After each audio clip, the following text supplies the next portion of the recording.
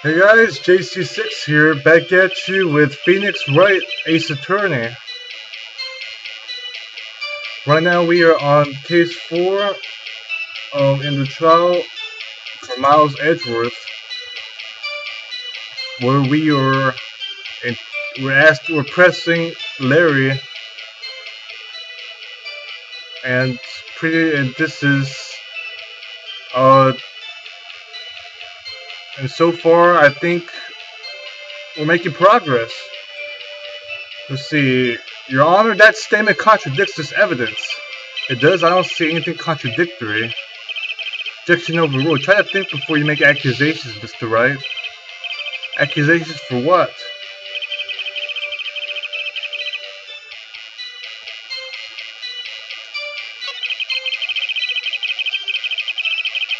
Ludicrous testimony. You say he's the most ludicrous testimony he's ever heard. Shoot, I don't know. It doesn't sound that ridiculous to me. Remember when that kid said the murderer did a samurai slap, samurai punch, a samurai kick or something? Wasn't that ludicrous? At least Larry's making his testimony at least makes logical sense.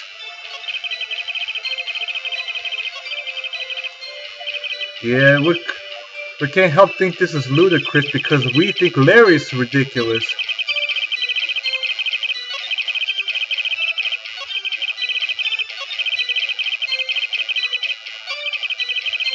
Hey, it's almost Christmas. Yeah, let's see what...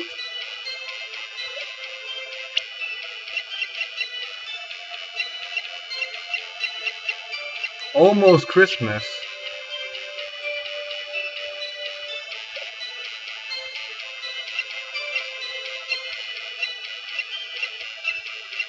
Let's see, it's almost Christmas, so we gotta present this.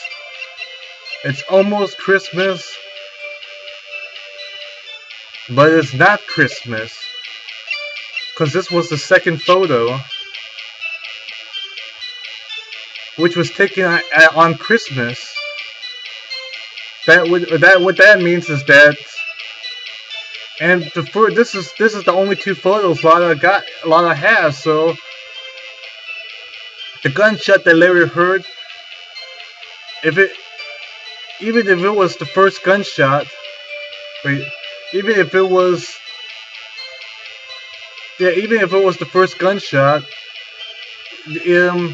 basically,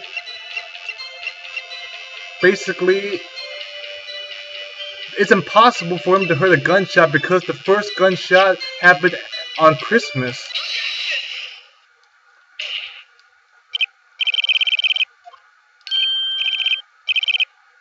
What's with that bass? You look scary, dude. Hey, if you're trying to scare me, you better know I don't scare that easy. So hey, it's almost Christmas when you heard the gunshot. Almost Christmas means it wasn't Christmas. That's what I'm saying. It was still Christmas Eve. Should have heard the gunshot after midnight.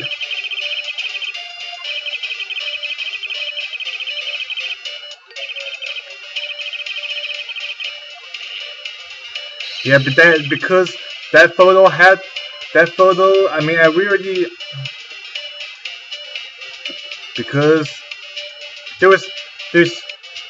because pretty much, unless Lala's hiding evidence, that's pretty clear is that's the first gunshot.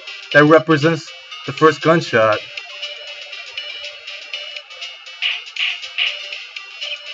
Order, what does this mean? The two prior witnesses heard gunshots after midnight. This witness says he heard a gunshot before midnight. The answer is simple. Current witness is plainly mistaken. Just look at him. Suspicious. Suspicious?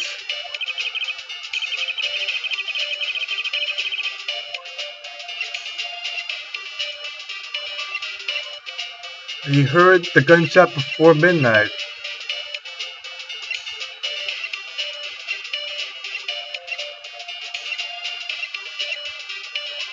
I think pretty much this pretty much goes off an assumption that Larry's right.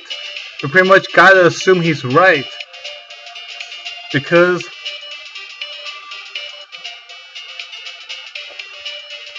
if we say Larry's wrong, that means all of our questioning. That means we don't. I don't know. Basically, that means it just means that all of what's it mean? I mean, I know what it means. It's just I just don't feel like explaining it. But we just gotta choose Larry's right. See, this is a job of the lawyer. You gotta make assumptions like this.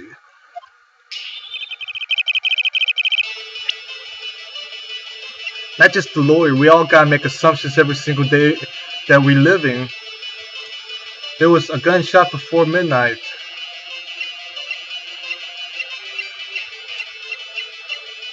Oh shoot, he wants evidence? Oh crap. Oh man,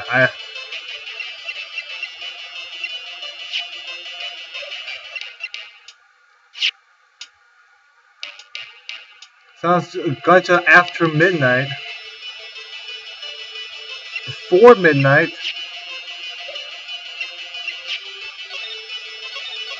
Oh, this guy, oh.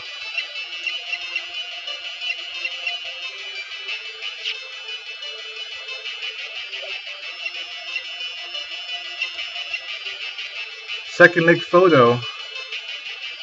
Oh yeah, this one.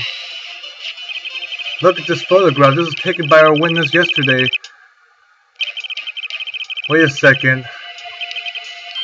Wait a second. Wait a second.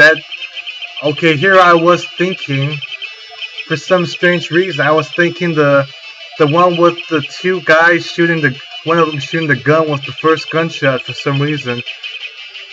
But now later, right now, I think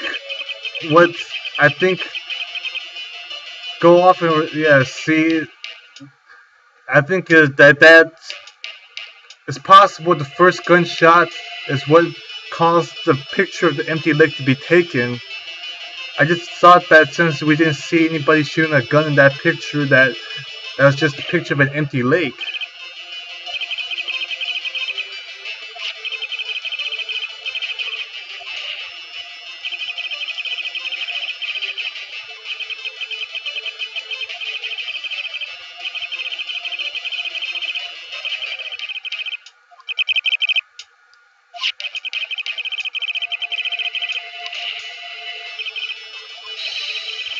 Two sets of gunshots with a 25-minute pause between them.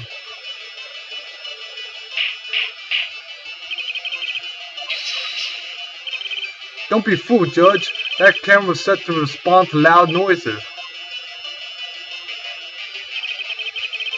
That the loud noise at 11:50 was a gunshot. Why the witness could have sneezed, triggering the camera.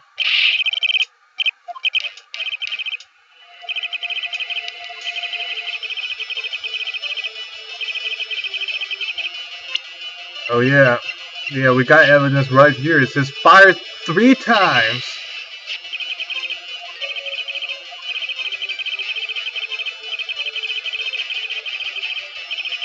The murder weapon was fired 3 times.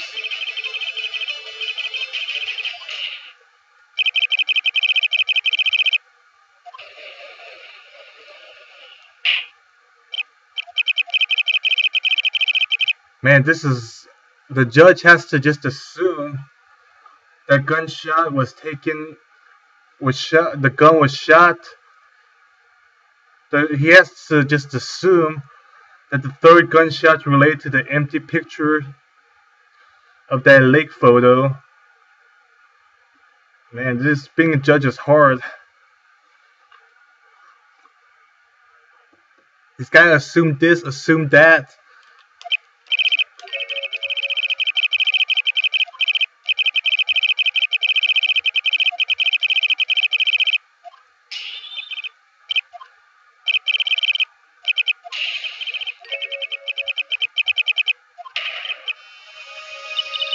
What's wrong, Nick? I have it. I have it. Remember the case with the Steel Samurai? Yeah, of course I remember. The murderer in this case has the same idea as the murderer in that case. What do you mean? If we don't figure this out, we'll never return Edgeworth's guilty verdict. What I mean, is this safe? Safe? We've already gotten the guilty verdict. We have nothing to lose. You just watch and let me know if I sound anything that sounds fishy, okay? Right, Nick. It's cleared up this entire case. Oh, whatever.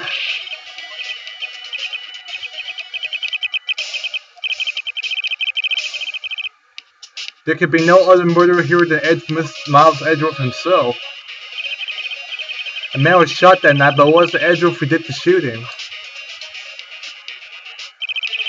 Listen, rookie, take a deep breath and consider the facts.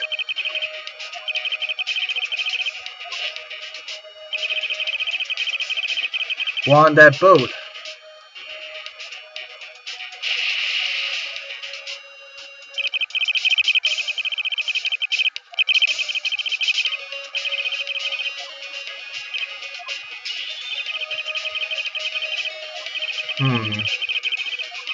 Oh man. Yeah, what do you mean by that, Mr. Wright? Time of the shooting. Don't tell me I got evidence here.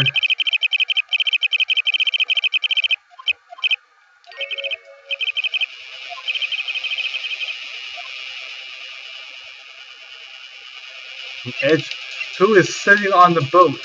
Well, you know, it's a good thing I've seen this already, because I know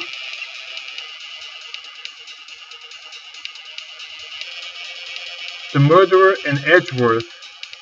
Yeah, that's the one. This is the one you're supposed to pick. It was Edgeworth and the murderer. Robert Hammond, 1150. He assumed the guise of Mr. Hammond met Edgeworth. I mean, to figure that out. I mean, I don't know. That's you gotta do some pretty. I think you gotta think really, really, really deeply to figure that it was the murderer in Edgeworth or something.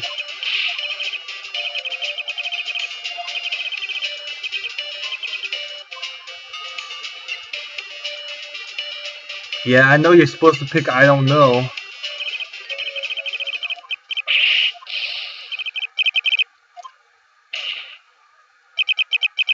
Because he never told us. Oh, murder of the caretaker is the caretaker of that boat shop, that old man. Holy crap.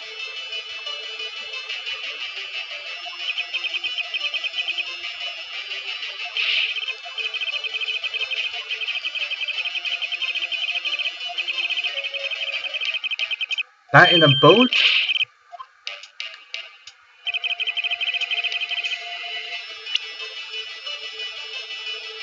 Yeah, you're supposed to pick the boat shop. I mean, this sort of kills the blind, it sort of kills the surprise factor, but really that's what you're supposed to do.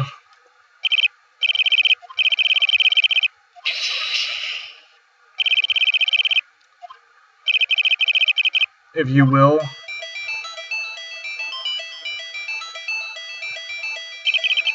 He was out in the boat, in a lake, in a boat searching for something. He finds and returns the boat, then just as he's starting to head for home, he hears a gunshot. He heard a gunshot, Your Honor, even though he was wearing headphones at the time. Gunshot was very, very close by. Would that be if he had just returned the boat? Mr. Wright, what happened that night on Gore Lake? Please tell the court from the beginning.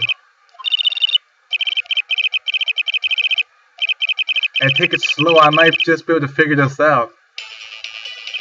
Hey, that's why you gotta take things slow, because that is the secret to success. Why you gotta take things slow, because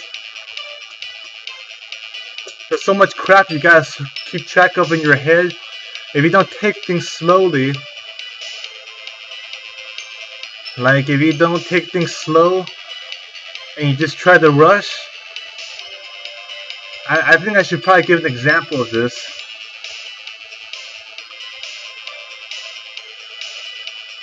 Like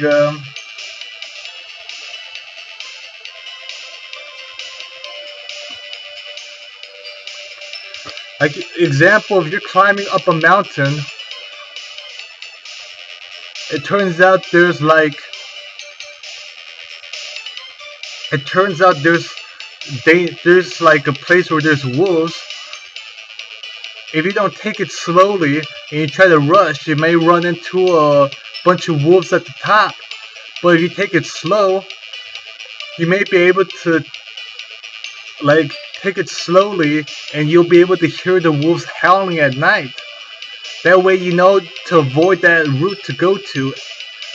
You know to like maybe walk to the right then go to the top to avoid the wolves. That's why you gotta take it slow. That's the best. That's just something to help make this a little clearer, I guess. Let's see. That night, called robbery happened to a shop.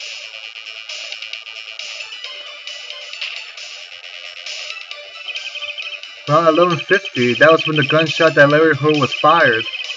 The caretaker put on Robert Hammond's coat. He became Robert Hammond. Went out into the middle of the lake. Who fired the pistol on the boat, Mr. Wright?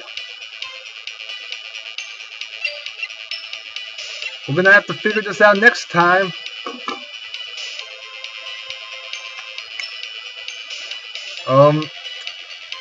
Hope you enjoyed the episode. Take care, and I'll see you guys next time.